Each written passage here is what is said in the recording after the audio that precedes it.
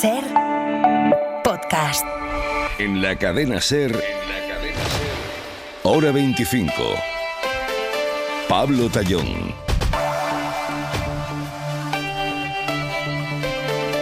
La última encuesta de 40DB para la SER y El País deja muchos titulares y consolida varias tendencias como el ascenso imparable de Vox, que sigue sin tocar techo y que de hecho ya es la primera opción entre los votantes de 18 a 44 años. Y es curioso porque cuando preguntamos a expertos en demoscopia por las causas, suelen destacar, entre otras muchas, el efecto del voto anti-establishment. Es decir, el voto de aquellos que están hartos de todo, que sienten que el sistema no da respuesta a sus problemas y que por ello quieren castigar a los partidos tradicionales. Lo que pasa es que hacer esto con Vox parece cuanto menos contradictorio. Y digo esto porque aunque a algunos se les olvide, Vox es un partido liderado por alguien de casi 50 años que a los 18 tenía un carné del PP debajo del cojín y que a los 23 era concejal de ese partido. Hablamos de un dirigente que quiere que lo privado gane peso frente a lo público, pero que lleva viviendo de eso, de lo público, toda su vida, porque sí, además de todo eso, Santiago Abascal también ha presidido las juventudes del PP en Euskadi, ha sido miembro de las Juntas Generales de Álava, diputado del Parlamento Vasco, delegado del Gobierno, diputado en el Congreso, ha dirigido algunos de esos chiringuitos políticos que él dice querer cerrar. Porque tal vez algunos también se hayan olvidado de que gracias a su sintonía con la también muy anti-establishment Esperanza Aguirre, Abascal ha liderado la Agencia de Protección de Datos de la Comunidad de Madrid y la Fundación para el Mecenazgo y el Patrocinio Social, una entidad que ya les digo está disuelta, en la que no consiguió ningún gran objetivo, pero que le permitió acceder a un sueldo de unos 83.000 euros al año.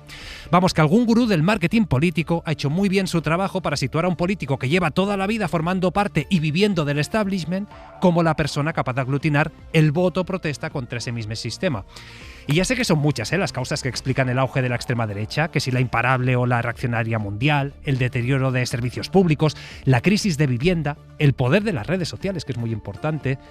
Ya sé que no es fácil frenar el crecimiento, pero lo que sí es sencillo, y quizás no hacemos lo suficiente, es recordar que cambiar de voto, cambiar un partido tradicional por Vox como opción anti-establishment, es tanto como querer dejar de fumar cambiando un vapeador por un cartón de Ducados. Vamos a analizar esta encuesta, también otras muchas cuestiones de actualidad con Carlos Cue. Buenas noches. Hola, buenas noches. Lucía Méndez, ¿cómo estás? Hola, buenas noches. Pablo Lorduy, ¿qué tal? Buenas noches. 10 y 4, 9 y 4 en Canarias. Llevamos mucho rato hablando de Europa. No dejamos de hablar de Europa porque sigue girando a la derecha o directamente comprando el marco de los ultras.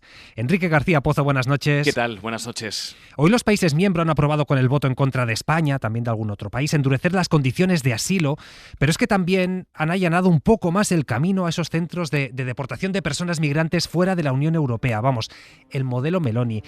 Esto, Enrique, ¿exactamente en qué se traduce? Porque claro, todavía tiene que pasar por el Parlamento Europeo, no sé si tenemos detalles. Estamos hablando de un paquete de reformas que endurece la política migratoria y que tiene básicamente dos claves.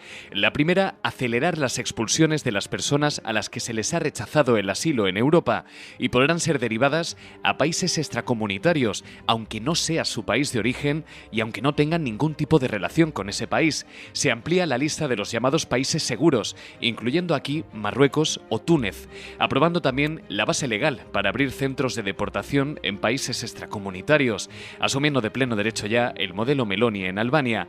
En segundo lugar, reducen la llamada cuota de reparto o cuota solidaria. Es la que permite reubicar a los migrantes en situación irregular desde los países con más presión migratoria, como España o Italia, a otro país de la Unión Europea, descafeinando el principio de solidaridad del nuevo Pacto de Migración y Asilo que entra en vigor a mediados de 2026. Y lo hemos abordado ampliamente en el Coordenada 25. Europa se planta ante Estados Unidos, o por lo menos se planta un poco el Consejo Europeo, después de que, como saben, la administración Trump haya decidido apoyar sin ambigüedades a fuerzas euroscépticas, reaccionarias, ultras, es decir, haya convertido esto Estados Unidos en una cuestión de seguridad nacional. Así consta en un documento de este concepto. Hoy Antonio Costa ha advertido de que no va a tolerar injerencias externas en las elecciones europeas, pero esto, Enrique, exactamente en qué se traduce. Es decir, ¿sabemos si las instituciones comunitarias piensan tomar algún tipo de medida, pedir algún tipo de reunión? Frente al silencio de Ursula von der Leyen o la tibieza de Kaja Kallas, ha sido Antonio Costa el que ha dado un paso al frente asumiendo el liderazgo en la respuesta de la Unión Europea a un documento que ensancha todavía más la grieta abierta a ambos lados del Atlántico desde que Donald Trump volvió a la Casa Blanca. Lo ha hecho en una conferencia en París, utilizando un lenguaje muy claro, muy lejos de los lugares comunes a los que en ocasiones nos tienen acostumbrados otros líderes comunitarios. Reconoce que hay una amenaza de interferencia en la vida política de la Unión Europea. Les États-Unis ne peuvent pas remplacer les citoyens européens pour choisir quels sont les bons partis et les mauvais partis. Estados Unidos, dice, no puede reemplazar a los ciudadanos europeos a la hora de elegir cuáles son los buenos y los malos partidos. La liberté d'expression. El portugués ha dicho que está claro que los tweets de Trump se han convertido en la doctrina oficial de Estados Unidos y que también está claro que Europa y Washington ya no tienen la misma visión del orden internacional. Bruselas, por tanto, debe actuar en consecuencia. De liberté d'expression si la liberté que no hay libertad de expresión si la libertad de información de los ciudadanos es sacrificada para defender a los oligarcas tecnológicos de Estados Unidos. Y concluía, tenemos que protegernos, no solo de los adversarios, sino también de los aliados que nos desafían. Bueno, pues no parece que haya tenido mucho efecto en Donald Trump, porque Joan Jimeno, buenas noches. ¿Qué tal, Pablo? Buenas noches. A Trump le han preguntado por una multa de Europa a Twitter y él directamente lo que ha dicho es cuidado Europa, que te estás equivocando. Sí, le acaban de preguntar a Trump en la Casa Blanca por la multa de 120 millones de euros impuesta la semana pasada por la Comisión Europea a Twitter por falta de transparencia en la publicidad y en su diseño del cheque azul. Le ha preguntado un periodista y Trump parece que se ha enterado allí mismo. Whoa, that's a nasty one. I don't think it's right. No, I don't think it's right. Dice Trump que no cree que sea correcto, que es algo desagradable que Bruselas le imponga esta multa a la empresa de su amigo Elon Musk, y el presidente de Estados Unidos ha aprovechado para dejar este mensaje a Europa. Europe has to be very careful. Europe is going in some bad directions. Europa tiene que tener mucho cuidado porque está tomando malas direcciones. Este es el mensaje que acaba de dejar Trump esta noche, 3 días después de que, como decía Enrique, la Casa Blanca publicara su documento estratégico de política exterior que se marca como objetivo apoyar las políticas ultras en Europa. Joan Jimeno, gracias. Hasta luego. Pues Carlos Cue, empiezo contigo y empiezo por este marco de políticas de extrema derecha que va adoptando Europa. De repente las condiciones de asilo más duras, de repente compramos el modelo Meloni, empezamos a allanar el camino todavía más para poder mandar a personas que lleguen a Europa fuera de la Unión Europea, estos campos de deportación. ¿Cómo lees todo lo que está pasando? Bueno, creo que hay que vincularlo precisamente con la otra noticia que estamos hablando, que estabas hablando antes con Andrea Rizzi, del tema de Trump y de Estados Unidos y la línea estratégica de Estados Unidos.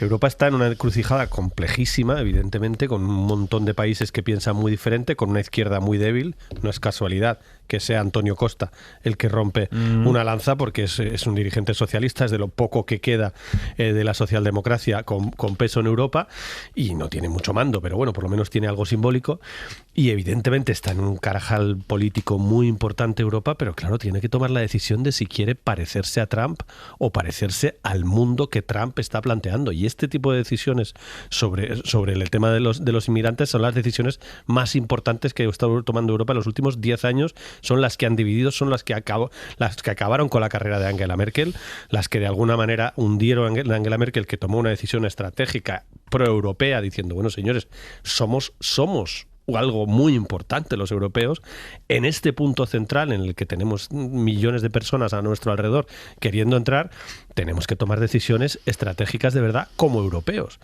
Y ahora mismo creo que vamos camino, varios países, varios gobiernos van camino de tomar decisiones al estilo Trump.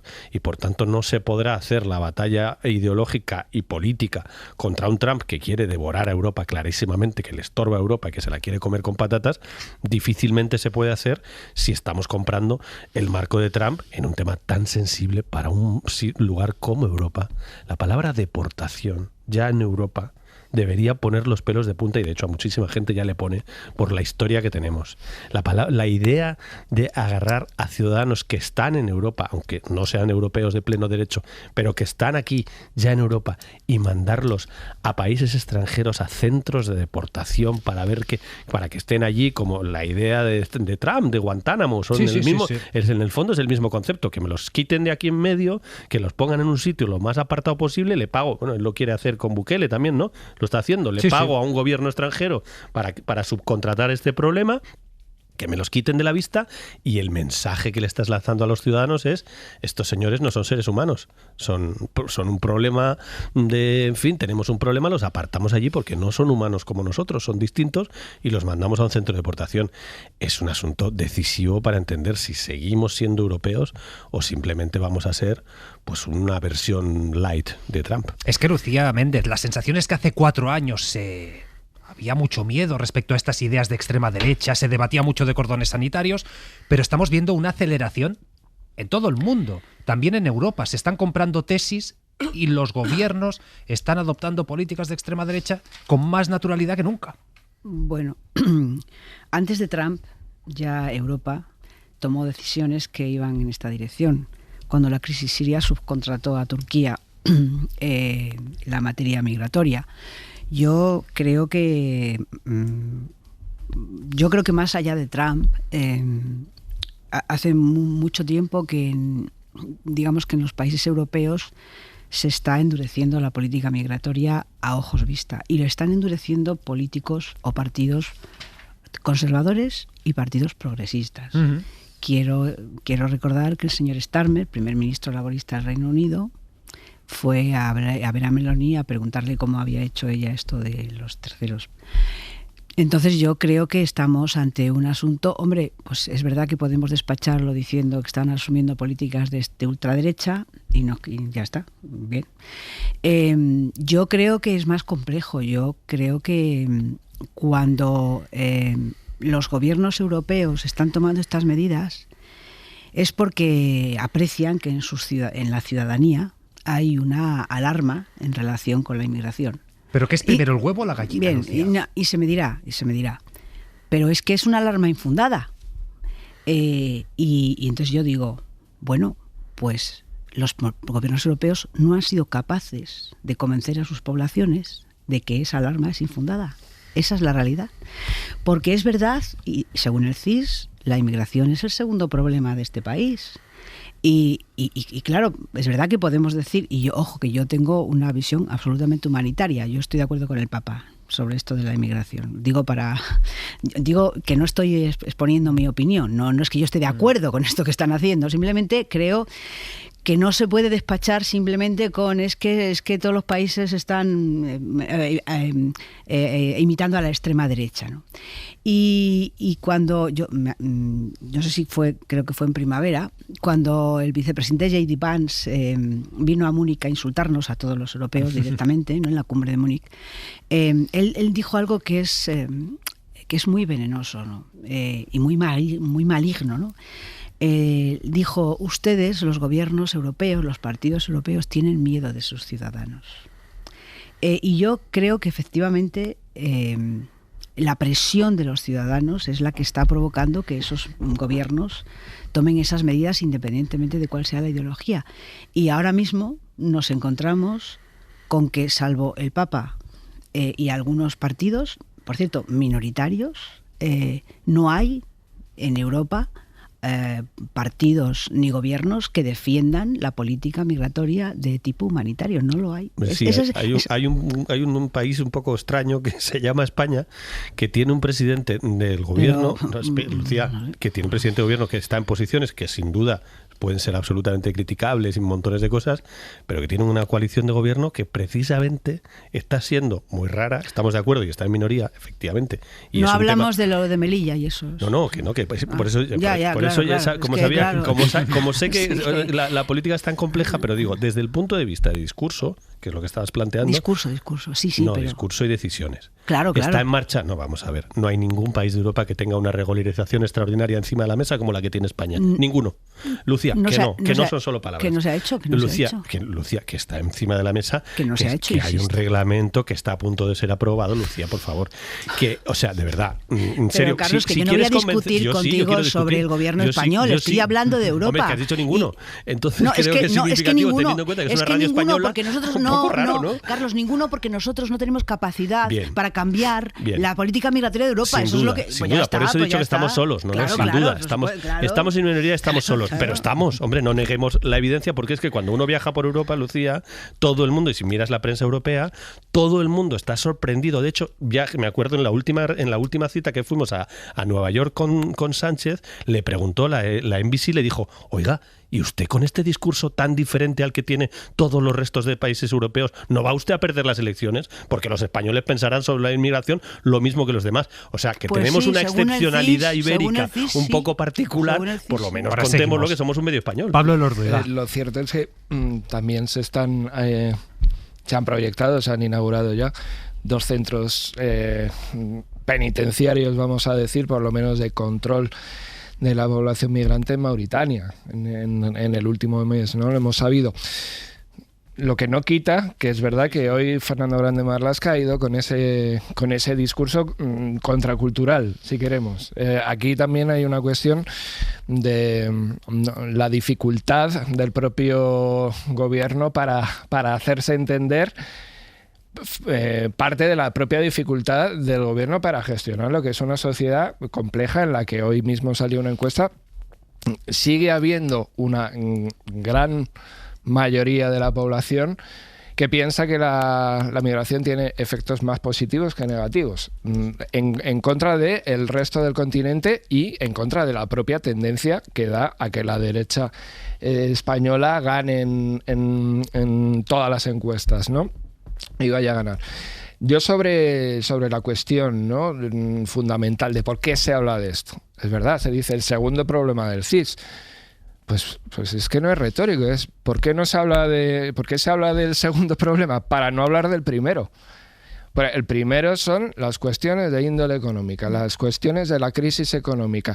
¿Qué hacen los líderes europeos? ¿Qué hacen los líderes débiles, vamos a decir, cuando no tienen capacidad para revertir el primer problema, que va a seguir siendo la desigualdad? Y esto no se nos va a escapar en la próxima encuesta de enero o en las próximas navidades. Inflación, desigualdad, dificultades para llegar a fin de mes. Ya no hablo de paro, que igual se ha quedado obsoleto ese concepto. Pero para no hablar de eso, sí se trae a colación el segundo problema. Y, como decía, para hacer pasar por líderes fuertes, en este caso los de la Unión Europea, a líderes que no lo son y que están en una situación de debilidad, que ha olido desde el primer momento Donald Trump, desde su primer mandato, vamos a decir, y que ha aprovechado con esta estrategia para lanzar otra dosis de humillación al socio principal. Y además otra dosis de humillación mirando hacia el Kremlin, que el Kremlin ha aplaudido con las orejas este aviso.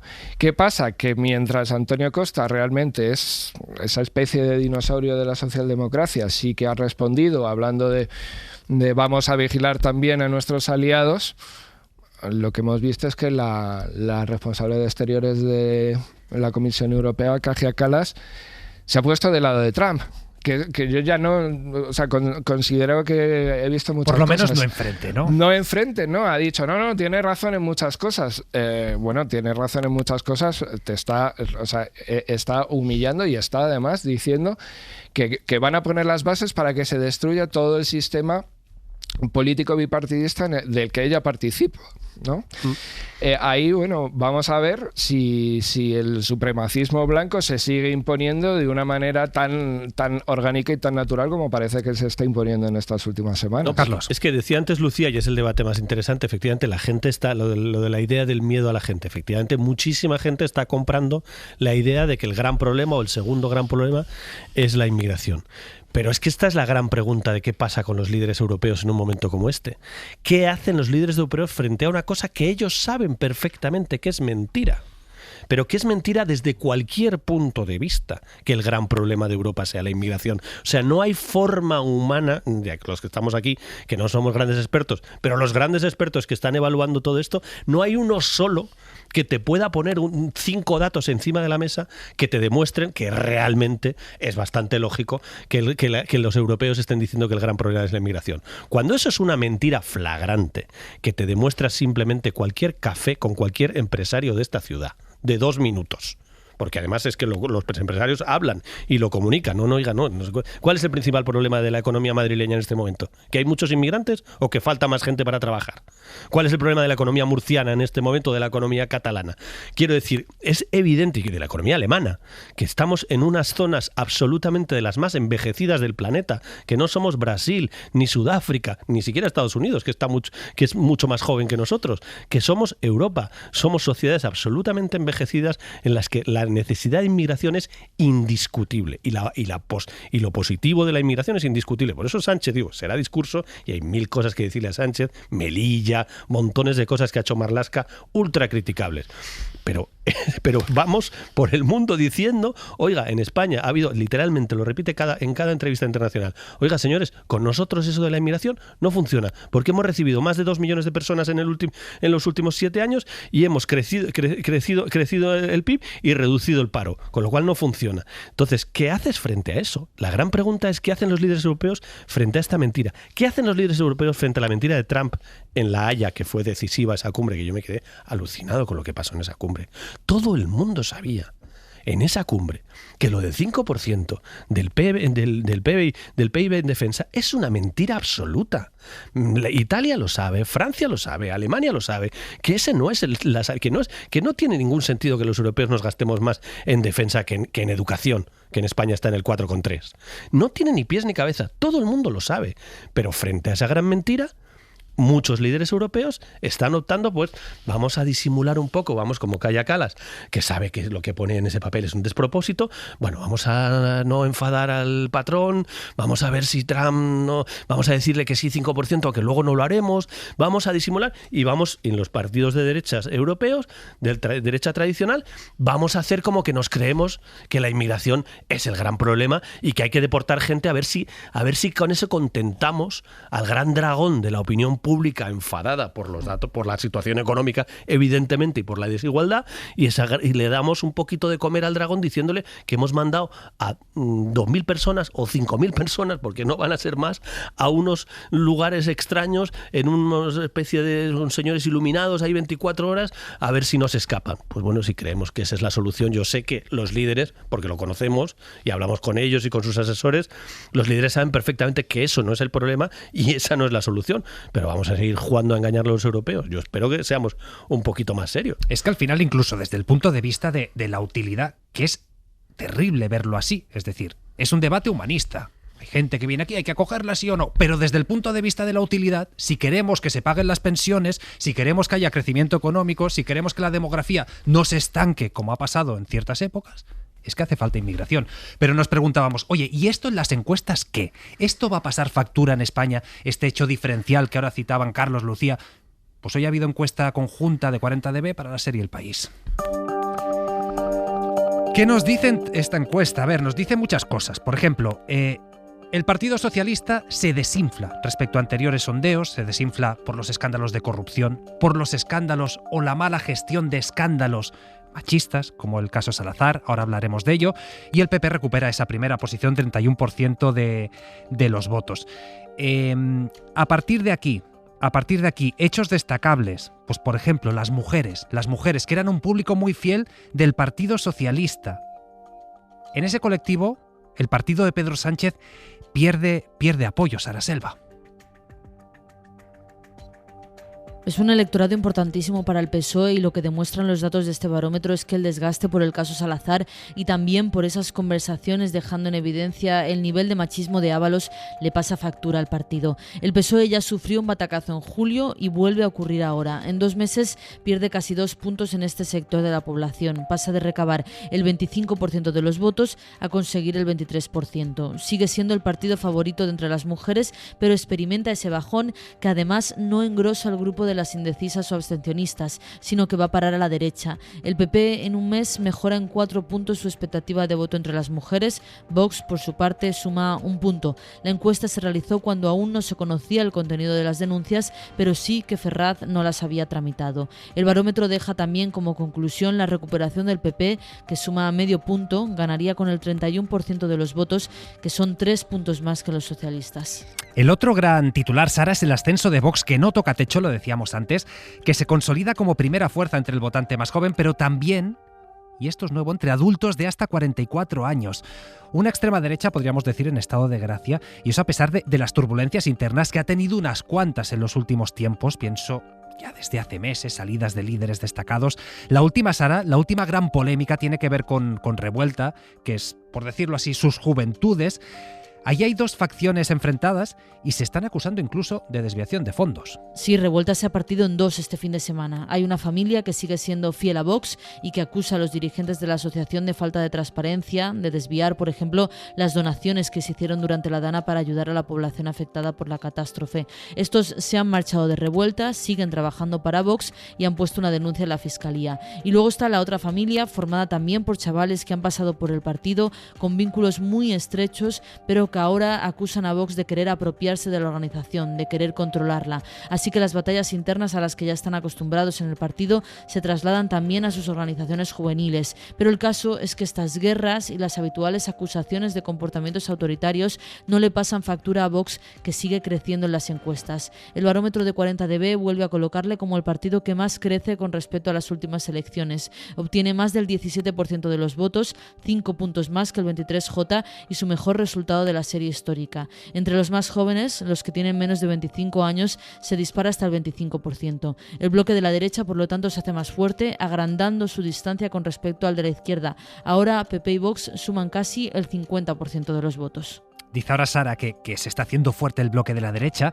Pues atención a la letra pequeña de esta encuesta, porque hoy ha estado en Hoy por Hoy la directora de 40dB, Belén Barreiro, que ha dado alguna clave que no es menor. Por ejemplo, cómo los votantes españoles cada vez se sitúan más a la derecha y cómo esta tendencia que se está detectando ya en las encuestas, puede anticipar una clara victoria del bloque conservador. Por primera vez en bastante tiempo, la media ideológica en este barómetro se sitúa en el 5. Cuando la media ideológica ya roza el 5, es una fotografía normalmente previa a una victoria clara de la derecha o de las derechas.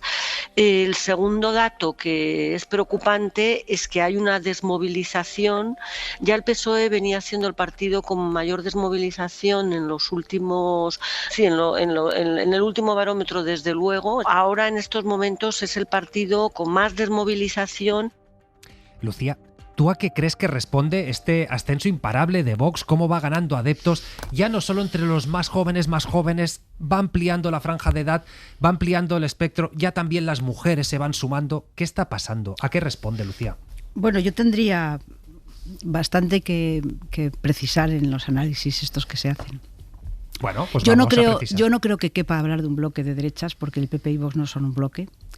El Vox es un partido destituyente y el Partido Popular es un partido constituyente. Pero están gobernando en comunidades, ayuntamientos... No, en comunidades no. Vox se fue de los gobiernos. Pero gobernaron en coalición, han aprobado presupuestos, han aprobado leyes, acaban de investir a Pérez Llorca. Pero los gobiernos autonómicos no tienen competencias sobre la organización del Estado ni sobre la política nacional. Es decir, vamos a ver, esto es un análisis mío, y no quiere decir que nadie, a lo mejor... Pero yo discrepo de los que hablan de un bloque y cuentan los escaños de Vox y el PP diciendo, como van a sacar estos escaños, van a gobernar juntos. Eso es lo que yo digo que es cuestionable. Y ¿Tú ves factible que Feijóo, si suma con Vox, no gobierne? Lo veo perfectamente, dependiendo de lo que le pida a Vox.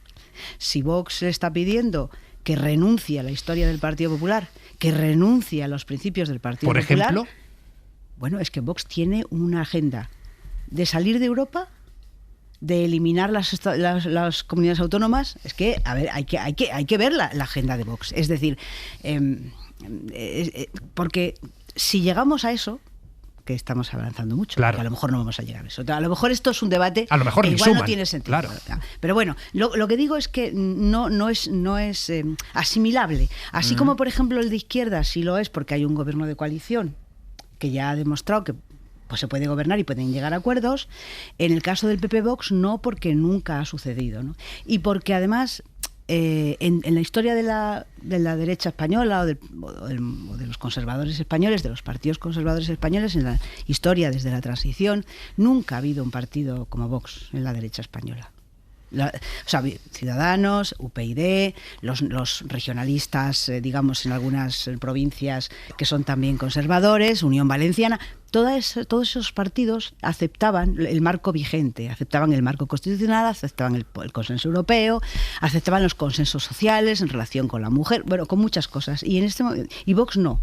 Entonces, mientras Vox no tenga la fuerza suficiente como para exigir, pues bueno, pues exigirá cosas que, bueno, acordaos del latido fetal, que fue de aquello, que luego nunca pasó. Bueno, pero a lo que... La pregunta que me haces... Pero hay oficinas que se han puesto en marcha, quiero decir. Bueno, sí, pero yo no creo que eso haya cambiado un consenso básico. En Sevilla, sin ir más lejos, pero en fin.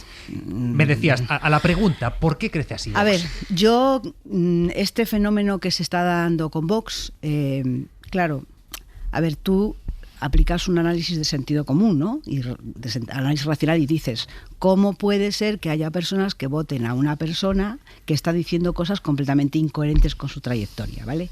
Que en este caso es Santiago Abascal. Pero es que yo creo que con los votantes de Vox pasa un poco como pasaba en el año 2015 con los votantes de Podemos. Los votantes de Vox en realidad se están votando a sí mismos. Están votando lo que les da la gana a ellos. Es decir, están metiendo en la urna una papeleta claramente antisistema, porque ellos creen que Vox es antisistema, y hasta cierto punto Vox es antisistema. Pues es un partido destituyente, no es un partido que acepte las reglas, el consenso constitucional, ni la transición. Es decir, en ese sentido, pues tiene que ver con otras fuerzas políticas del ámbito de la izquierda, digamos, radical o lo que tú quieras. O sea que es complejo y de todas maneras, y ahora hablo un poco lo que decía antes el Orduy. No sé si podemos preguntarnos cómo los jóvenes, hasta 44 por cierto, votan a Vox teniendo en cuenta que España es un país donde los jóvenes no pueden irse de casa, no pueden alquilar un piso. El precio de la vivienda, ¿cuánto ha subido en los últimos meses? No pueden alquilar un piso, no pueden tener hijos, los salarios, pues en fin, son lo que son, y no pueden hacer un proyecto de vida. Es que la cuestión no es que no tengan o que cobren poco, es que su proyecto de vida no existe fuera de su familia. Es decir, que tienen que seguir viviendo en su casa o alquilarse una habitación con derecho a cocina. Entonces, claro, en esa situación social... pues a mí me parece que es fácil, ¿no? Decir, bueno, pues mira, o sea, le doy al botón de la risa y a la porra, ¿no? Es decir, y esto es lo que hay. Esta es la realidad. Y luego podemos decir que todos esos son fascistas o lo que sea, y declarar a la alerta antifascista como Pablo Iglesias, lo que queráis. Pero esa es la realidad. La realidad social en el 15 estalló por un lado. ¿Y claro. ¿Por qué? ¿Por qué? Pues porque desde el año 8 de la crisis financiera no nos hemos recuperado. Esa es la verdad. Esa es la realidad. Y Lucía sitúa un debate encima de la mesa. ¿Por qué en 2015 15M se sitúa encima de la mesa con toda la fuerza, 2014... y consigue lo que consigue, porque ahora eso bascula hacia la derecha y el voto protesta es un partido extremo? A la vuelta intentamos dar respuesta. Hora 25. Pablo Tallón. 10:37, 9:37 en Canarias. Seguimos con Carlos Cue, Lucía Méndez, Pablo Elorduy. Y Pablo, nos habíamos quedado en esta reflexión de cómo se puede explicar el ascenso tan imparable de Vox y cómo se explica que los jóvenes y los no tan jóvenes estén apostando por opciones reaccionarias como voto protesta cuando podían apostar perfectamente por un voto de izquierdas. Pienso, por ejemplo, en Podemos, ¿Qué está pasando? Sí, son dos cuestiones distintas. Por un lado, creo que el auge de Vox tiene que ver con la segunda llegada de Trump a la Casa Blanca, ¿no? En el caso de que no hubiese sido así, política ficción, no creo que estuviésemos en el mismo escenario.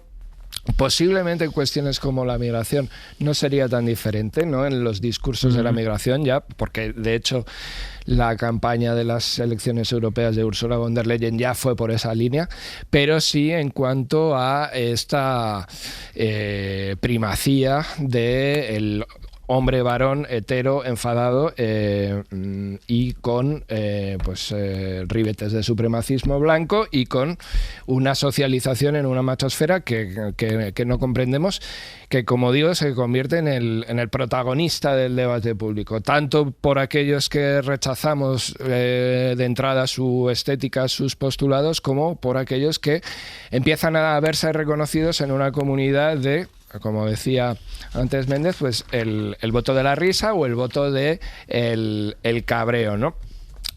Y la otra parte es en lo que tiene que ver con España, ¿no? Y la cuestión de el agotamiento de todo un ciclo, hasta aquí hemos llegado de ese ciclo de protestas, con los logros que se hayan podido obtener por parte del gobierno de coalición, pero con su propia figura fundamental, que es Pedro Sánchez, que ya es un símbolo del que cabe esperar muy poco, ¿no? Y lo vemos con casos como el de Paco Salazar. Ya es alguien que parece que ya le ha dado todo el sabor al caldo. En el caso de Pedro Sánchez, que no va, es muy difícil que haya otra reinvención, por más que haya partes de su carisma que vayan a seguir teniendo tirón, y no me cabe duda de que en unas elecciones generales se volverá a explotar esa vía, pero bueno, si el principal símbolo del cambio, que ha sido Sánchez, ya se agota, pues de lo demás no hablemos, ¿no? Y otra de las fotos que nos deja lo de 40dB es que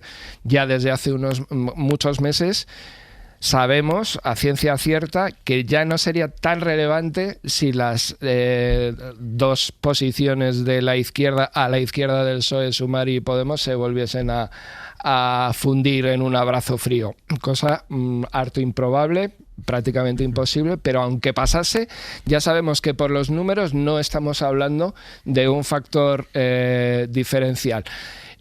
¿Podría llegar a serlo? Estamos hablando de que la diferencia de ese 17-18 casi que marca Vox con lo que suman Sumar y Podemos, teniendo en cuenta que una fusión fría no es un efecto multiplicador, hay muchísima diferencia, y por tanto vamos hacia un escenario en el que es muy harto improbable que veamos un cambio de, si no queréis esos bloques, sí del PP pudiéndose apoyar en Vox, por lo menos para una investidura. Cosa debatible, como nos ha dicho antes Lucía. Carlos. Sí, no, o sea, evidentemente la izquierda lleva casi 8 años en el poder. Es muy difícil venderle a los jóvenes que el voto antisistema sea izquierda en este momento, con todo el tiempo que lleva en el poder, particularmente en España. Pero efectivamente, no nos olvidemos que aquí han cambiado muchas cosas, y de hecho en las últimas elecciones Vox perdió 20 escaños. O sea, el crecimiento de Vox no ha sido una constante imparable. De hecho, se metió un batacazo muy importante, pasó de 52 a 33, si no me equivoco, en las últimas elecciones. Y desde entonces, y yo estoy de acuerdo en que el ascenso de Trump tiene también mucho que ver, y los errores del PP... Y Meloni y los errores del PP tienen muchísimo que ver. Ahora yo estoy totalmente en desacuerdo con una idea que plantea Lucía, que es la idea esta de que no sean bloque, e incluso la posibilidad de que sumando no llegaran a gobernar, cosa que me parece ciencia ficción. Pero digo, yo sostengo lo contrario. Yo creo que cada vez son más bloque, con muchas excepciones que se puede discutir. Evidentemente el PP y Vox no son lo mismo, y al PP lo que le gustaría es tener mayoría absoluta y que Vox no pintara nada, faltaría más. Pero la realidad es que como el votante de derechas, y efectivamente se está produciendo una derechización de todas las sociedades del mundo, y que en esto también contribuye mucho que las redes sociales están muy derechizadas y sobre todo muy antiizquierda, el ser antiizquierda, ya no anti-Sánchez, sino antiizquierda en todo el mundo, antiizquierda en Estados Unidos, antiizquierda en Latinoamérica, en Colombia, en Brasil, en Argentina, se ha convertido en un referente que aglutina y en redes sociales triunfa muchísimo, y lo cool es lo moderno parece lo contrario, lo cual es un despropósito para jóvenes que son modernos o que quieren ser modernos y están votando opciones más antiguas imposibles, pero eso es difícil de discutir. O sea, esto es un largo discutir, pero lo que sí es evidente es que son cada vez más bloque, porque en el mundo de la derecha, que Lucía conoce muy bien, en el mundo de la derecha cada vez hay menos resistencia a un acuerdo PP-Vox. Hay mucha menos resistencia que hace 2 años. Y por tanto, la derecha española, que se resistía y que hizo y que Feijóo nos quiso convencer a todos de que no quería saber nada de gobierno con Vox y tal, acaba de hacer un acuerdo en Valencia en el que se ha comido Feijóo, que estaba detrás de este acuerdo, porque si no era imposible, porque el candidato lo ha puesto él, se ha comido un papel que es íntegramente de Vox, se ha comido todos los elementos centrales de la política de Vox, por lo menos discursiva, y estaré de acuerdo contigo, Lucía, en que la Comunidad Valenciana tiene las competencias que tiene, pero desde el punto de vista discursivo se lo ha comido entero, pero es que se lo va a comer entero, y lo sabe todo el mundo, se lo va a comer entero en Extremadura, porque si no, no habrá gobierno, porque van a ser más fuertes Vox que las anteriores elecciones, se lo va a comer entero en Aragón en febrero, porque si no, no habrá gobierno, se lo va a comer entero en Castilla y León, porque si no, no habrá gobierno, y en Andalucía vamos a ver, porque todavía ahí Juanma Moreno tiene mucha fuerza, y vamos a ver, si no saca mayoría absoluta, se tendrá que comer, ahí tal vez no tanto, porque ahí es un líder más fuerte, y Vox tendrá menos fuerza seguramente, pero se comerá bastante.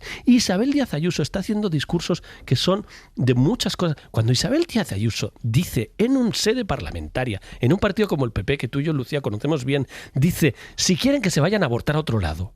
Pero eso, ¿cuándo hemos oído tú y yo a un líder del PP decir una cosa como esa? O sea, si no se está derechizando el PP, si no se está acercando a Vox, si no se está cada vez más fácil la posibilidad de un gobierno PP-Vox con respecto a lo que estaba hace 5 años, en fin, yo es que no creo que no vivimos en el mismo país. O sea, cada vez están más cerca y cada vez es más evidente que si suman va a haber un gobierno. Y si Vox quiere, eso dependerá de Vox, si Vox quiere tendrá ministros y si no quiere tendrá influencia. Pero que el bloque ese va a gobernar si suman, vamos, yo creo que eso me parece, no sé, me parece imposible plantear otra opción. Me citabas ahora a Valencia, déjame decir que mañana primera entrevista de Juan Fran Pérez Llorca a un medio de comunicación, va a ser a Radio Valencia, a la SER, en un desayuno informativo. Esto se va a poder seguir a través de la aplicación de la cadena SER, se va a poder ver en cadenaser.com, escuchar en la antena de Radio Valencia. Va a ser interesante porque hay muchas cuestiones al respecto y porque, insistimos, va a ser la primera y va a ser aquí en esta casa, eso será mañana.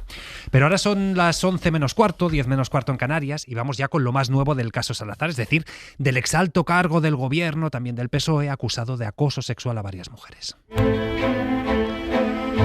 Y es que mañana el Consejo de Ministros va a cesar a su ex número 2, Antonio Hernández, como director de Coordinación Política del Gabinete de Presidencia del Gobierno, porque es él a quien las denunciantes señalan como encubridor necesario. Pero es que más allá de esto, la novedad de las últimas horas es que el PP ha decidido llamar a declarar a Paco Salazar a la comisión del Senado que investiga el caso Koldo. Es decir, a Paco Salazar, a la comisión que investiga el caso Koldo. Y claro, Julia Molina, buenas noches. ¿Qué tal, Pablo? Buenas noches. Aquí la primera pregunta es ¿cómo lo justifican los populares? Porque a priori tiene poco que ver este caso de supuesto acoso sexual con la presunta trama corrupta liderada por Ábalos, Cerdán, Koldo. Sí, es la comisión que el PP, con su mayoría parlamentaria en el Senado, creó inicialmente para investigar los contratos públicos en los que pudo intermediar Koldo, pero en la práctica se ha convertido en un espacio en el que los populares buscan desgastar al gobierno, donde citan a todos los protagonistas de los escándalos que rodean al PSOE. En el PP señalan que Salazar era un hombre de confianza de Sánchez, mezclan su caso con los de corrupción que salpican a Ábalos o a Cerdán y defienden que el presidente lo ha encubierto. Paco Salazar no era un desconocido para Pedro Sánchez. Era el quinto del Peugeot. Y Pedro Sánchez ganó unas primarias de la mano de un conseguidor, un comisionista, un putero y un acosador. ¿Qué ha hecho Pedro Sánchez? Callar, proteger y mirar hacia otro lado. La portavoz del PP en el Senado, Alicia García, ha insistido en que el PSOE ha actuado tarde y mal, mientras que la portavoz del Gobierno, Pilar Alegría, ha vuelto a pedir perdón a las víctimas y ha anunciado que esa investigación, sobre todo, y ese informe sigue todavía en marcha y va a llegar hasta sus últimas consecuencias. No le quepa ninguna duda. Alegría también ha criticado que PP y Vox den lecciones mientras, dice, cercenan los derechos de las mujeres en los lugares en los que gobiernan. Pues Pablo, aquí dos vertientes. Por un lado, el Partido Popular usando esta comisión para desgastar y ya está, y desgastar. Pero por otro, el papel que ha jugado el Partido Socialista. ¿Puede autoenmendarse? ¿Realmente puede corregir el error de esta mala gestión que se ha hecho del caso Salazar con estas decisiones que veremos mañana? No. Respuesta corta, no. O sea, es mucho más fácil performar la igualdad y el final de la discriminación y del machismo en una organización política que llevarla a cabo, ¿no? Y esto yo creo que es lo que lo que el tiempo le está haciendo pagar a este último Pedro Sánchez. Realmente él llegó con una agenda de cambio y de transformación que incluía, y yo creo que bien tirado, pues paridad en el Consejo de Ministros, etcétera, un tratamiento de la igualdad y un discurso bastante feminista por parte de sus ministras, etcétera, y como de asimilación de este concepto por parte de las principales caras, pero en la Secretaría de Organización, pues realmente lo que está lo estamos viendo, lo que estaba lo estamos viendo, y tanto Ábalos como Paco Salazar pues se corresponden, digamos, con algo que está en las antípodas de esa idea, ¿no? Entonces, este relato le ha ido alcanzando y le llega alcanzando a Pedro Sánchez, que, como digo, es un símbolo que al final ya cada vez va quedándose más vacío. A partir de ahí, pues el PSOE tiene que hacer una labor de limpieza orgánica, pero cuando digo el PSOE me refiero a todos los partidos políticos. Tienen que cambiar sus sistemas de organización, porque los sistemas de organización de los partidos sabemos, primero, que son poco democráticos, y segundo, que dan pábulo a este tipo de personajes con seguidores que en unas ocasiones buscan o son rijosos, en otras ocasiones buscan otro tipo de ganancia o de exaltación del poder, etcétera, pero que al final se siguen generando estas culturas tóxicas. Ahora, la otra parte de lo que me preguntabas, claro, que lo aprovecha el Partido Popular, que tiene una nómina de torrentes en su historia interminable, pues siempre al final te acaba devolviendo a lo mismo, ¿no? Es mucho más fácil performar y es mucho más fácil llevar a cabo un teatrillo que tomarse en serio este tipo de cuestiones. Y para el PSOE, volviendo al PSOE, y ya por último, claro, cuando hablamos de este trasvase de voto femenino, pues posiblemente no se esté yendo a Vox, y ni siquiera creo que se esté yendo al Partido Popular, pero el desencanto hacia Sánchez, pues obviamente sí le va a lastrar, y el desencanto viene de este tipo de cuestiones que se están sabiendo. De hecho, Carlos, Iñaki Gabilondo, Dios todopoderoso, decía en El País yo creo que este fin de semana, decía: Sánchez está a punto de batir el récord de nulidad en selección de personal en competencia con Esperanza Aguirre. Se disputan el trono de los peores seleccionadores de personal de la historia política. Es que este es el gran problema de este. Bueno, tiene muchos problemas esta historia, y tiene un problema de gestión interna, y cuando conoces los detalles un poco, nos cuenta los detalles de cómo se ha producido todo, realmente es inenarrable que las cosas funcionen así. Es inenarrable que estén 4 meses sin contactar con las víctimas después de toda la que ha caído, después de todos los problemas que tuvieron con Ábalos. Les sale publica el diario.es, la compañera Palomera publica el tema en julio, lo echan así de mala manera en el último minuto, y las víctimas denuncian y se tiran 4 meses. O sea, todo lo que cuente es poco, pero yo creo que el problema más de fondo, efectivamente, es el tipo de personas, que obviamente no son todas, que obviamente lo que te dicen en Moncloa es verdad, que Sánchez elige a muchísima gente, que no es todo el mundo, que por supuesto, pero es que son muchos. O sea, y con mucho poder, claro. Y gente muy cercana, son 3 personas muy, muy, muy cercanas, sobre todo que además hay los conductores, luego hay muchas diferencias, pero hay los conductores. Y el hilo conductor es lo que se simplifica con el grupo del Peugeot, pero en el fondo tiene algo más de fondo político. Pedro Sánchez, cuando le echan del poder, se queda muy solo, como sabemos, porque eso es una cosa que no ha pasado nunca. No hay ningún líder europeo que le hayan echado de su partido y luego haya vuelto. Eso no existe, porque normalmente no se puede hacer. Porque cuando te echan es porque se ha organizado todo el poder establecido para echarte, luego es imposible volver. Pero él se queda muy solo, todo su grupo de amigos, de la estructura que tenía, se queda en el otro lado, y entonces se pone a buscar, cuando decide presentarse, se pone a buscar entre lo que había. Y lo que había fue la gente que se atreve a apostar por un candidato en ese momento perdedor, porque era evidente que 2 semanas después de haberle echado, que es cuando empieza a hacer llamadas, todo el mundo dice, pero ¿a dónde va Pedro Sánchez? ¿Cómo va a ganar dentro de 7 meses unas primarias? Pues en ese momento las personas que se ponen a disposición de un candidato que en ese momento das por hecho que va a perder, pues son personas casi todas enfrentadas a sus liderazgos regionales, como era el caso de Paco Salazar, que estaba enfrentado a Susana Díaz, como era el caso de José Luis Ábalos, que estaba enfrentado a Chimo Puig, como era el caso de Adriana Lastra, que estaba enfrentada a Fernández en ese momento.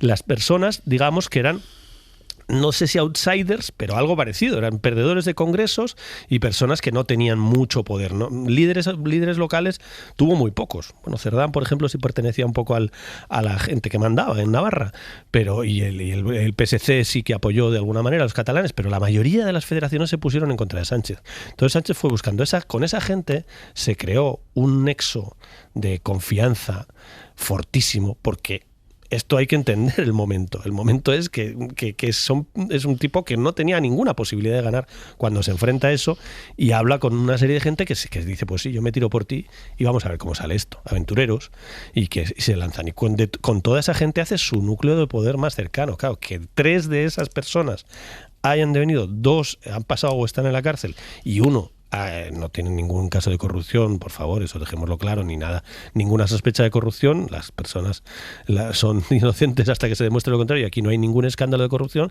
pero sí hay un escándalo muy grave de posibles abusos, o por lo menos de posible acoso, ¿no? Y esto, claro, esto habla de la selección de personal, como decía Iñaki, habla de que de las 20 o 30 personas más importantes de las que te rodean los últimos tiempos, pues 3 son muchas y a mucho nivel las que te han salido fatal, ¿no? Es que, Lucía, el problema es que seguramente Sánchez y el Partido Socialista tiene como una de sus principales banderas el feminismo. Es decir, es como si la radio sonara mal. Si es tu principal arma, tu principal baza o una de tus principales, es muy difícil taponar un escándalo de este tipo. Antes ha dicho Pablo que los votantes de Vox son esos hombres socializados en la machosfera, enfadados, heterosexuales. No sé si se está refiriendo a Ábalos, Koldo.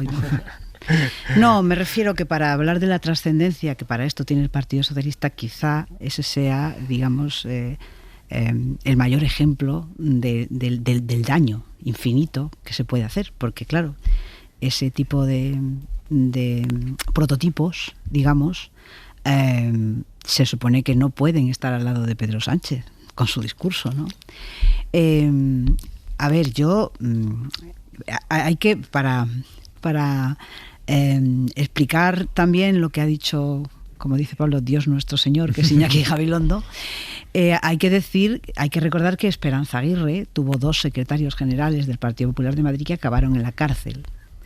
Y que Pedro Sánchez ha tenido 2 secretarios de organización, que a efectos del PSOE es como el PP, un secretario general, porque el Partido Popular es presidencialista, pero el secretario de organización del PSOE es asimilable al secretario general del Partido Popular de cualquier organización territorial, incluso del Partido Popular Nacional, que efectivamente han acabado en la cárcel. O sea, no son cualquiera, no es de 20 colaboradores, 2, no, son los 2, número 2, digamos. No solo eso, sino que son personas que mandaron en el partido todo. Mandaban todo, como todo el mundo sabe. Las listas electorales, las no listas. La vicesecretaria general Adriana Lastra, en el último Comité Federal, leyó un manifiesto acusatorio contra estos Ábalos y Cerdán, que para mi sorpresa nadie le da importancia, pero yo le doy mucha. Ella se presentó como víctima de esta gente y lo hizo ante el Comité Federal, que es ante el sitio donde hay que presentar las cosas. Bueno, es que esa es una realidad, Lucía. Claro, la historia que pasó, ella se enfrentó sobre todo a Cerdán, fundamentalmente a Cerdán, hubo una guerra total y ahí Sánchez optó por Cerdán y ella acabó fuera. Este es el tema. Esto es un hecho. Pedro Sánchez optó por unos y no por otros. Y ahí fue su segundo error, el que ahora está pagando. A ver, Pablo, a la historia de estas denuncias, es que es una historia que el PSOE no puede explicar. Puede pedir perdón, pero no puede explicar. Es decir, cuando les preguntas, ¿pero por qué? no, es que desatendimos. ¿Por qué desatendisteis? No, es que no estuvimos diligentes. ¿Por qué no estuvisteis diligentes? ¿Quién no estuvo diligente? ¿Dónde está la responsabilidad de estos 5 meses sin hacer nada? ¿Dónde está? ¿En qué cargo? ¿En qué cargo directivo está esa responsabilidad? ¿En qué cargo político está esa responsabilidad? ¿Quién fue el que miró para otro lado? Si el Partido Socialista, sus dirigentes, claro, porque el secretario general, que es Pedro Sánchez, dice, yo asumo toda la culpa. Pues entonces nos tendrá que explicar por qué razón esos 5 meses, qué es lo que él no hizo o qué es lo que él hizo como para que esas mujeres no fueran llamadas en la investigación por el Partido Socialista. ¿Por qué razón la secretaria de Igualdad, la secretaria de Organización, pues no hicieron nada, se llamaron nada? ¿Por qué razón 5 meses después ha tenido que ser el diario.es y las denunciantes las que recuerden que llevan 5 años sin hacer nada? ¿Por qué razón la ministra portavoz hace un par de meses o un mes tuvo una comida con un señor que teóricamente le estaban investigando? No era culpable de nada, pero teóricamente ese señor estaba bajo investigación. ¿Por qué razón este señor, al que mañana van a echar, ha seguido allí durante 5 meses? Es que si no explican eso, y sobre todo, si alguien no asume esa responsabilidad, el perdón no sirve en política, porque podemos llegar a la conclusión de que o bien no le dieron importancia, cosa que teniendo en cuenta que el PSOE es un partido feminista tiene su gravedad, o segundo, lo estuvieron encubriendo. Y no hay otras explicaciones. Vamos a ver qué se responde mañana en el Consejo de Ministros. Insistimos, la noticia es que se va a cesar al ex número 2 de Paco Salazar, Antonio Hernández, como director de coordinación política del Gabinete de Presidencia, pero efectivamente va a haber respuestas que seguro se van a tener que dar. Y lo primero hasta ahora es saludar a Jordi Carbó. ¿Cómo estás? Buenas noches. Muy bien, buenas noches. Para saber qué ropa nos toca preparar para mañana. Pues tendremos que abrigarnos ya un poco más en el oeste de la península. Va a empezar el final de esta tregua más primaveral que invernal. Y de momento, mucha atención hasta mañana al mediodía al viento que sopla con mucha fuerza y lo continuará haciendo, rachas que podrán superar los 80 km por hora. Especial atención en puntos costeros, además con chubascos que mañana a lo largo de la jornada se irán extendiendo por Castilla y León, sobre todo el norte y oeste, también Extremadura o provincias como Huelva. Lluvia que llegaría a la Comunidad de Madrid ya de noche. En gran parte del Cantábrico, Canarias y el Mediterráneo continuará esto de tiempo parecido al primaveral, con mucho sol y todavía temperaturas máximas cercanas a los 20 grados. Pues gracias, Carbó. Buenas noches. Y después de hora 25, en menos de media hora, llega el larguero con Manu Carreño. ¿Cómo estás? Hola, ¿qué tal, Pablo? Pues, ¿con qué? ¿Con qué menú? Con semana de Champions, sobre claro. todo. Acaba de terminar el Osasuna 2, Levante 0, partido de primera que cerraba la jornada. Ya ha terminado también el Málaga 1, Zaragoza 1, de segunda. Pero la semana nos lleva a la Champions. Mañana juega el Barça en casa contra el Eintracht de Frankfurt y el Atlético de Madrid lo hace en Eindhoven contra el PSV. El Athletic de Bilbao, el Villarreal juegan el miércoles y el Real Madrid, que es donde está puesta la mirada y el foco, sobre todo en su entrenador, en Xabi Alonso, que con muchas bajas se va a jugar un partido decisivo. Yo no creo que si cae el Real Madrid el miércoles sea destituido. No es un todo o nada. En caso de derrota, pero es verdad que está en el momento más delicado, que está en el alambre y que es verdad que los jugadores tampoco le están ayudando mucho. Ya sabes tú que esto en el fútbol siempre al que se suele echar es al entrenador, porque totalmente. Es más fácil que despedir a los jugadores. A 22, claro. Exactamente. O a 7, 8.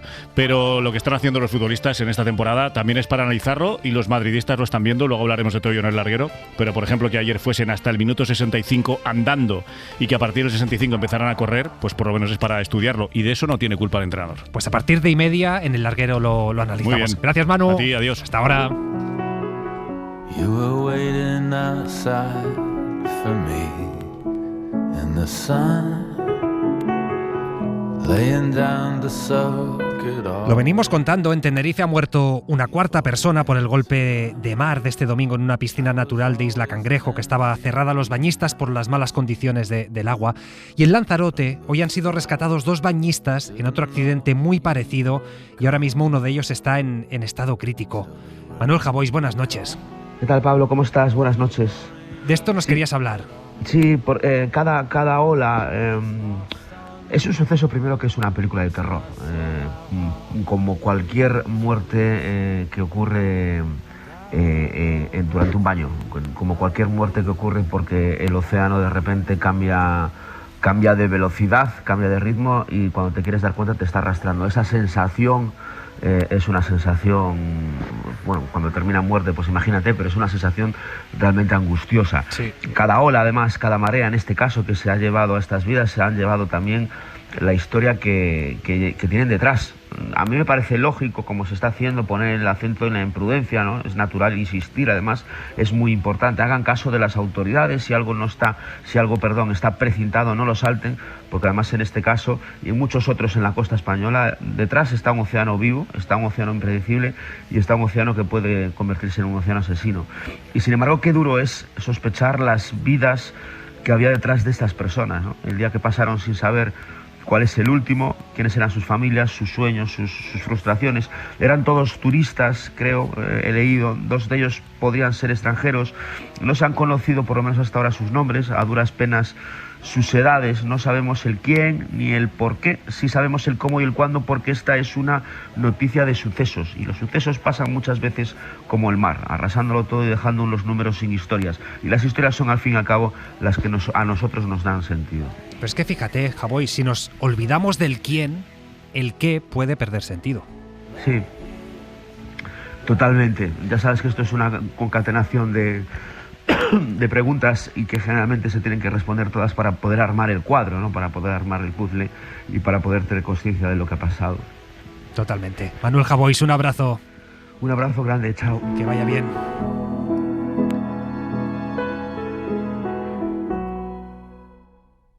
Venga, va, 11:07, 17 en Canarias. Vamos con más temas porque la consejera de Salud madrileña mañana se va a reunir por la mañana con los responsables de Ribera Salud tras la publicación de los audios de su exdirector ejecutivo. Unos audios, como saben, donde el ex-CEO pedía rechazar a pacientes que no resultaran rentables desde el punto de vista económico. Y habrá que ver qué sale de este encuentro, aunque en las últimas horas Ayuso ha intentado reducir el escándalo a nada, una disputilla entre directivos, y de hecho hoy mismo la consejera ha sido infinitamente más crítica con los partidos de izquierda que piden explicaciones que con el centro hospitalario. Radio Madrid, Javier Carrera, buenas noches. ¿Qué tal, Pablo? Buenas noches. Y también hoy el propio ex-CEO Pablo Gallard ha insistido en que los audios que hemos conocido están editados, es decir, que son solo una parte, pero vamos, lo cierto, Javier, es que él ha publicado otras grabaciones más extensas que tampoco es que supongan ningún cambio relevante en lo esencial. Es la estrategia de la comunidad para minimizar el asunto. Por un lado, mostrarse contundente en la posible respuesta, pero por otro, reducir todo a una pequeña pelea entre directivos mientras se presentan como víctimas del gobierno y evitan hablar del fondo del asunto, el sistema sanitario que permite a estos grupos beneficiarse. Y hoy la consejera no se salía del guión. En lugar de una rueda de prensa, para sus primeras palabras en esta crisis, Matute ha elegido 2 medios, El Mundo y Es Radio, descartando incumplimientos y presentándose como protectora de los sanitarios. Va a ser contundente, tanto si se ha pretendido hacer algo irregular, que hasta ahora puedo decir que no hay nada que se haya hecho en contra de nuestros estándares de calidad y excelencia, que son excelentes profesionales y que se les está poniendo en duda. Olvida Matute, que por cierto procede del Grupo Quirón, que 250 trabajadores denunciaron esas malas prácticas y sigue defendiendo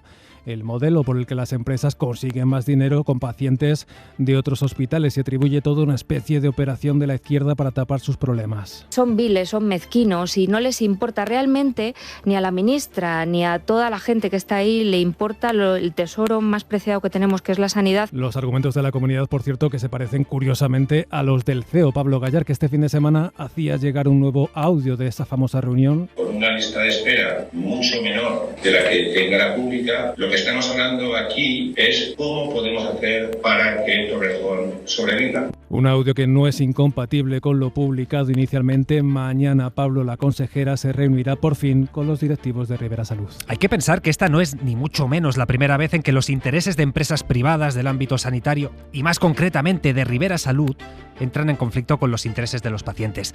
Mariola Lourido, buenas noches. ¿Qué tal, Pablo? Buenas noches. ¿Tú has podido hablar con la exministra y exconsellera valenciana Carmen Montón, que lideró el proceso para convertir el hospital de Alzira, gestionado entonces por este grupo, en uno 100% público? Y lo que te cuenta Mariola es que ya entonces detectó prácticas más que cuestionables, entre ellas la selección de pacientes, y no solo eso, sino que denuncia presiones de todo tipo para intentar que este proceso no saliera adelante. Sin necesidad de la nueva ley que ha anunciado la ministra de Sanidad, Mónica García, hace 7 años el gobierno del Botanic dio por terminada la privatización del hospital de Alzira, el modelo que puso en marcha en Valencia Zaplana y que el PP de Madrid importó con entusiasmo a 4 hospitales.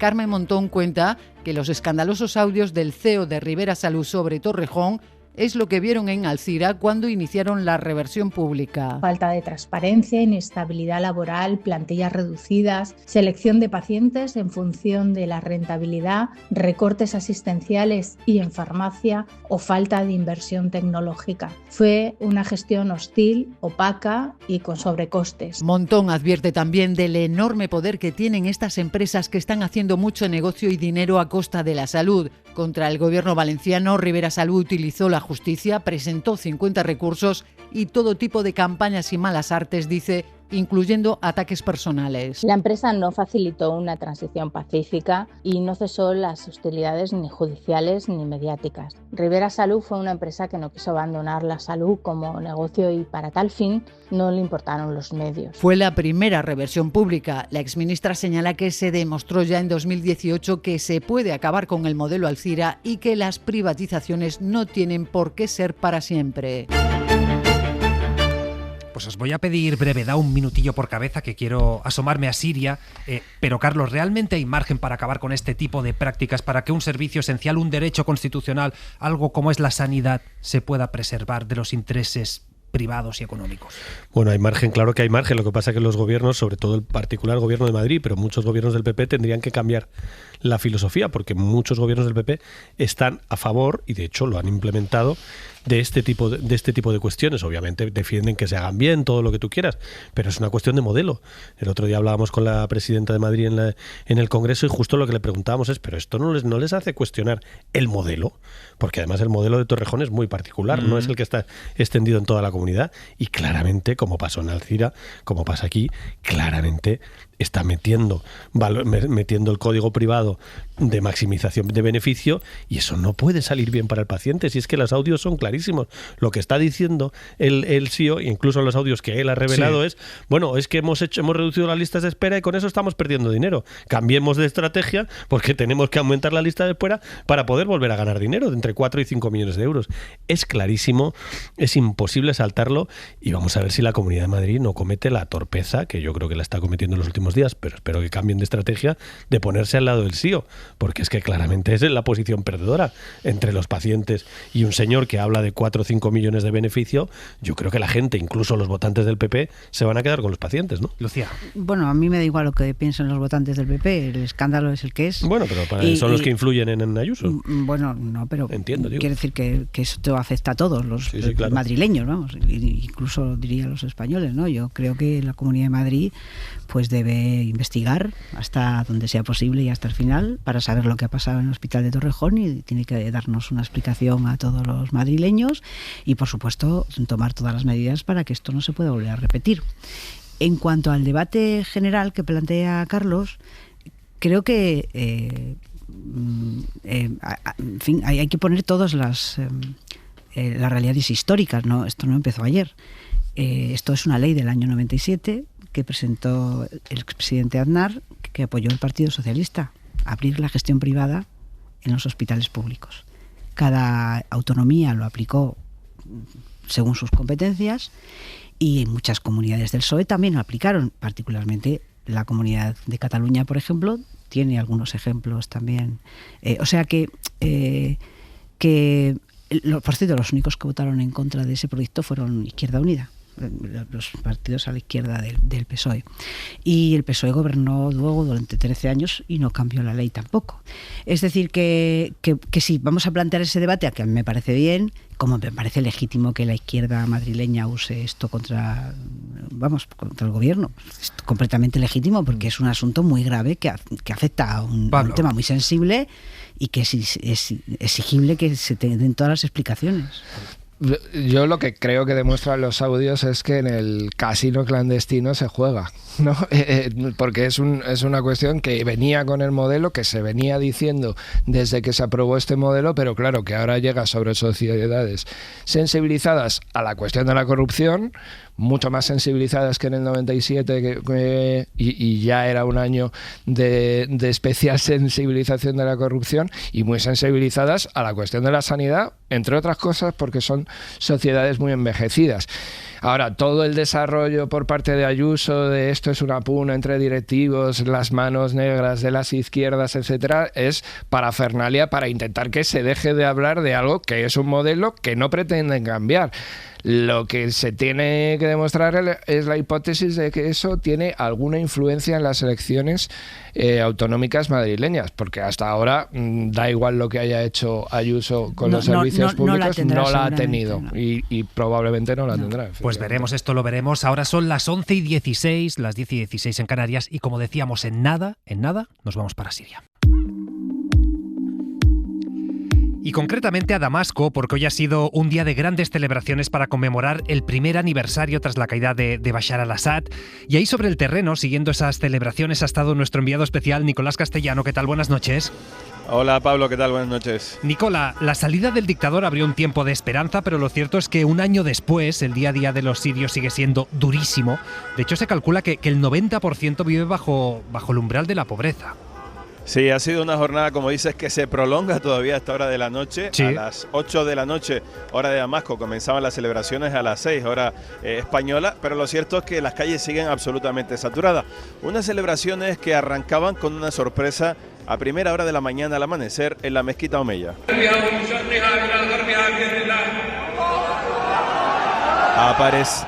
Aparecía, Pablo, el nuevo hombre fuerte de Siria, al-Sara, el nuevo presidente, que por cierto ha sido el yihadista, el acusado de terrorismo, estaba en la lista de los terroristas internacionales de la Casa Blanca hace un año y ha pasado en tiempo récord a ser un hombre recibido en la Casa Blanca, en Moscú, y a ser validado en los foros internacionales. Un al-Sara que apostaba por la reconstrucción a pesar de todos esos retos. Un al-Sara que ha sido apoyado sobre todo por el Ejército Libre Sirio y por distintos grupos yihadistas, entre ellos el comandante Abu Obada. Hemos llegado a la plaza de Omeya primero y luego nos dirigimos al palacio presidencial. En el palacio encontraron aún el café que estaba más caliente en las mesas. Una cuestión Abu Obada, este comandante del sur de Deraya, hemos hablado con él, fue el primer comandante rebelde del ejército de al-Sara que entró al Palacio Presidencial. Y también hemos hablado con algunos que han venido específicamente a esta celebración. Yo he venido de España solo para celebrar estos días y para vivir los sentimientos que han vivido mi familia y mi gente, los sirios en general, el mismo día del año pasado como ese día. Aiham es periodista, se ha refugiado en España por un programa de reasentamiento de Reporteros Sin Fronteras y ha venido aquí a Damasco a comprobar con sus propios ojos el cambio en el país, como Kassen, que ha venido con toda su familia. Es una bendición de Dios, la verdad. Lo que estamos viviendo hoy en día es una alegría grande. Por primera vez sentimos que sirios que pertenecemos a una patria, a esa patria. Es la Siria mayoritaria, la sunita, la que ha llegado al poder, pero las minorías, los alawitas, los cristianos o los drusos, Pablo, pues siguen con mucha desconfianza hacia este nuevo gobierno, recordemos, convertido o realizado por una coalición de grupos yihadistas. Y Nico, más allá de las celebraciones de hoy, de la foto general, de las estadísticas que antes comentábamos, no sé cómo hay que imaginar el día a día, es decir, cómo respiran las calles de un país que, como nos estás contando, intenta levantar la cabeza en una situación, sí, de esperanza, pero también de incertidumbre y de carencias. Pues mira, el día a día se resume en una foto a esta hora. La práctica totalidad de los edificios del centro están a oscuras, los cortes de suministro eléctrico son constantes, la gasolina sigue estando más barata, pero difícil para muchos el acceso a ellos. Y como dices, el 90% de la población tiene necesidad de ayuda humanitaria, o el 7 millones son niños que necesitan esa ayuda para subsistir. Eso por no hablar de la destrucción absoluta de prácticamente el 90% de muchas ciudades, más allá de lo que es el centro puro de Damasco. Pero hoy es un día también, Pablo, en el que recordamos a las víctimas que sufrieron en sus propias carnes el régimen de los al-Assad.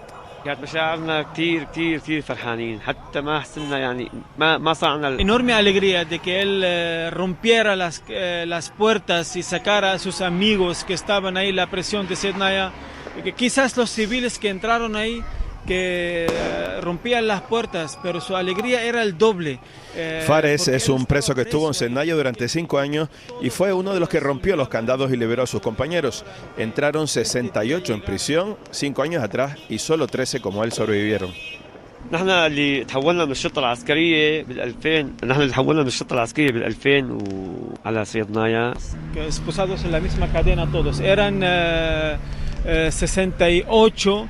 De los 68, solo 13 salieron vivos. La mayoría murieron. Entre los presos hay un presidente, otro preso que estuvo durante 5 años, creado una federación de presos y desaparecidos de Sernaya y que denuncia que el gobierno no está colaborando en esta reparación. Asegura que este gobierno de Al-Zahra todavía no se ha implicado en la defensa de los derechos humanos. Y otro testimonio, Pablo, el de la búsqueda de los desaparecidos, el de Nayi, que nos enseña el anillo que encontró en el cadáver de su hijo. 11 años después de haber sido asesinado, encontró el esqueleto y lo desenterró. 1 millón de muertos en la dictadura de los Assad y más de 200.000 desaparecidos. Durísimos los testimonios desde Siria, de este gran centro de tortura del dictador Sernaya. Nico, otra cuestión, no sé cómo se lee en Siria el cambio de situación en Palestina. Hay muchas claves, Pablo, que llevan a Siria a mirar a Palestina y a los palestinos que están aquí refugiados a mirar a Siria. Lo cierto es que hay barrios enteros compuestos por desplazados y refugiados palestinos de otros momentos de la historia. Por ejemplo, Yarmouk, recordarás que quedó absolutamente destrozado. Son visibles las ruinas, está apenas a 5 kilómetros de aquí, del centro de Damasco, donde están celebrando esta fiesta. Y fíjate que los palestinos están ansiosos por celebrar algo parecido a esta liberación, a poder celebrar. De hecho, lo veíamos con una niña de 16 años que nos contaba esto.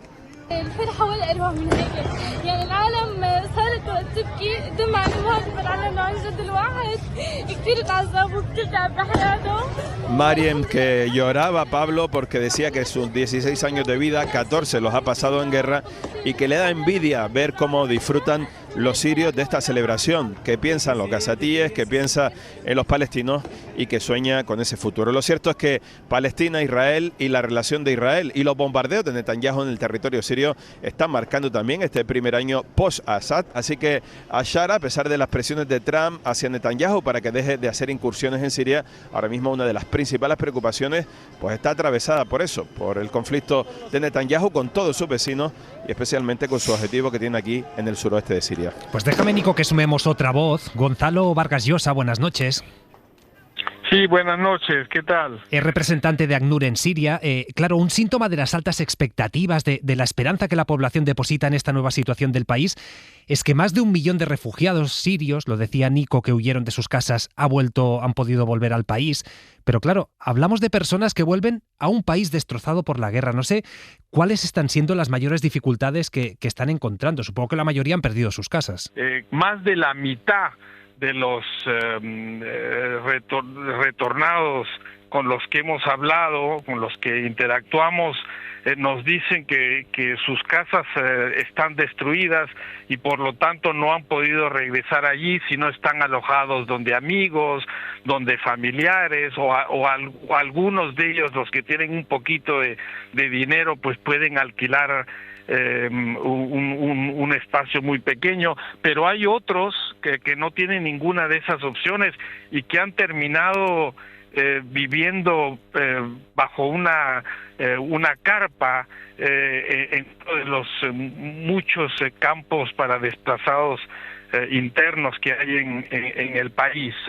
Otro problema muy importante es la falta de trabajo. Más del 70% de los que han retornado y a quienes hemos entrevistado nos dicen que no tienen un trabajo fijo, viven básicamente pues de la ayuda humanitaria que les dan las Naciones Unidas y los ONGs, o de la ayuda que le dan los vecinos o sus familiares.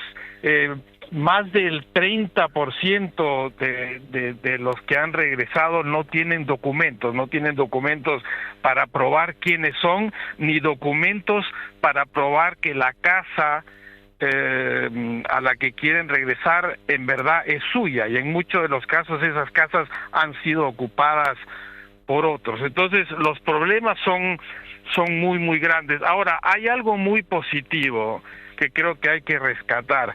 Más del 75% de los que hemos entrevistado nos dicen que por lo menos se sienten seguros. ¿El gobierno incentiva estos retornos o para el Ejecutivo es un problema añadido a la difícil situación del país? Mira, yo creo que, digamos, la actitud del gobierno yo la describiría como una actitud bastante constructiva y positiva. Es decir, ellos lo que dicen es: nosotros liberamos al país para que todos los sirios puedan vivir aquí y para los exilados y los exilados también. Y entonces no solo no han puesto trabas, sino que están trabajando de manera muy cercana con organismos como el ACNUR para facilitar el retorno de los refugiados. Ahora, el problema es la falta de recursos. Este es un Estado, es un gobierno que tiene muy pocos recursos. Gonzalo Vargas Llosa, representante de ACNUR en Siria, gracias por la labor y gracias por estar esta noche en Hora 25. Buenas noches, muchas gracias. Adiós. Gracias. Y Nicolás Castellano, gracias también a ti. Cuídate. Muchas gracias, Pablo. Un abrazo. Con esta imagen de esperanza de la nueva Siria. Ojalá que sí, que se acabe de consolidar. Gracias, Nico. Hasta luego. Soledad Gallego Díaz. Los periodistas de la tele y radio pública británica pasan malos momentos. Hace poco hubo un ataque directo de la Casa Blanca a la BBC que le costó el puesto a 2 administradores de la tele inglesa. Ahora son directamente los políticos británicos de extrema derecha los que parecen estar más cerca de destinarles insultos claros y directos. Todo empezó hace meses con el presidente Donald Trump, que no tuvo mucho problema en decirle a una periodista de la ABC News: «Cállate, cerdita». Claro que a otra la volvió a mandar a la escuela de periodismo y a otra le dijo que estaba haciendo un daño enorme a su país, Australia, con esa manía de preguntarle a él por los papeles del pederasta Epstein. Ahora la moda ha llegado al Reino Unido y ha sido Nigel Farage, el líder del partido Reforma de extrema derecha, el que se ha metido con una periodista famosa de la BBC, Emma Barnett, a la que llamó presentadora de bajo nivel y de hacer preguntas despreciables y repugnantes por recordarle que compañeros suyos de la escuela todavía se sabían algunos de los chistes racistas y antisemitas que les había contado él. Por lo que se ve, a Farage le hacía mucha gracia un antiguo presentador de la BBC que en los años 50 se reía con chistes sobre Hitler. Punto y 25. Pues hasta aquí el Hora 25 de este festivo. Carlos Cue, Lucía Méndez, Pablo Lorduy, muchas gracias a los tres. Buenas noches. Hasta pronto. Gracias. Para no perderte ningún episodio, síguenos en la aplicación o la web de la SER, Podium Podcast o tu plataforma de audio favorita.